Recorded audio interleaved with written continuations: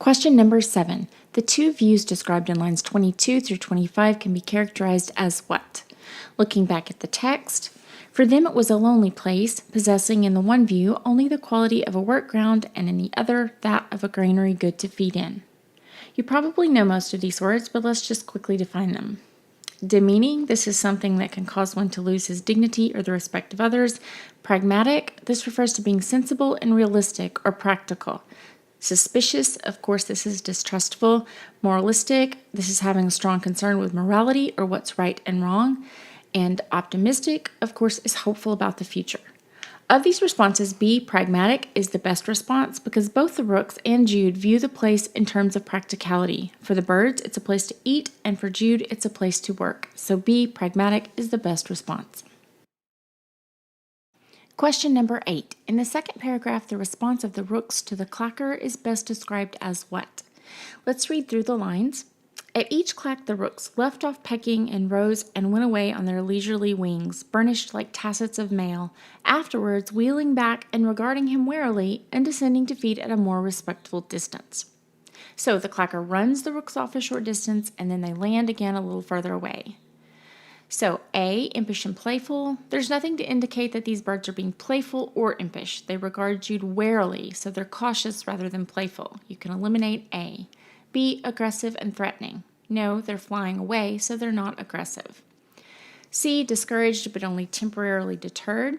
This makes sense because they leave, but then they land a little further off, so this answer fits. D, friendly but with a suggestion of menace. There's nothing to make the birds seem friendly here, and they regard Jude warily, so they aren't menacing him. E, watchful but not at all responsive. They are responsive to the clacker because they fly away. So the only answer that works and the best answer is C, discouraged but only temporarily deterred. Question number 9. The phrase burnished like tassets of mail in line 30 emphasizes which quality of the bird's wings? And you could see from the footnote that mail means overlapping metal plates in a suit of armor, and burnished means highly polished, so something that is burnished would shine.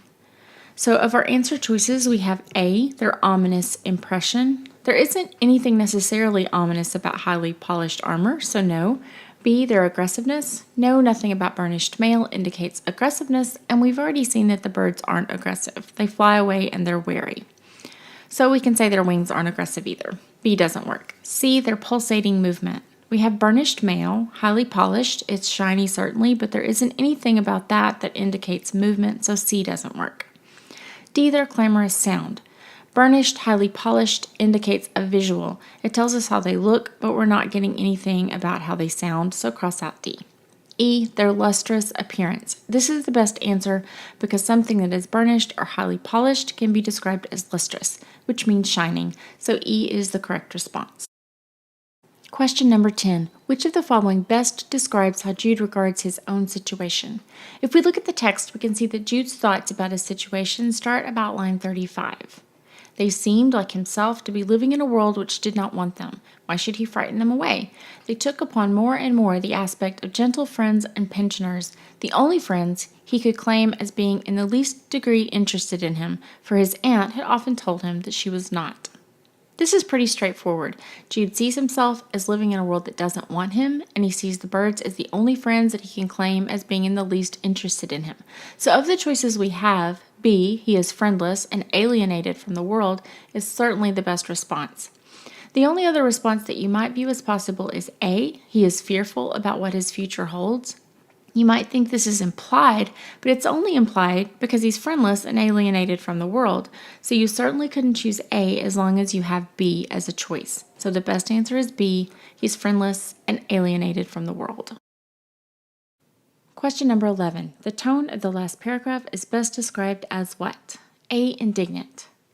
Jude doesn't seem to be annoyed or angry about the unfairness of his situation. The only emotion we get is that he's sympathetic, so no, there's no hint of indignation. B, cynical. No, neither Jude nor the narrator is cynical here. Jude feels genuine sympathy for the birds and acts on it. He isn't motivated by self-interest, and the narrator doesn't imply that he is.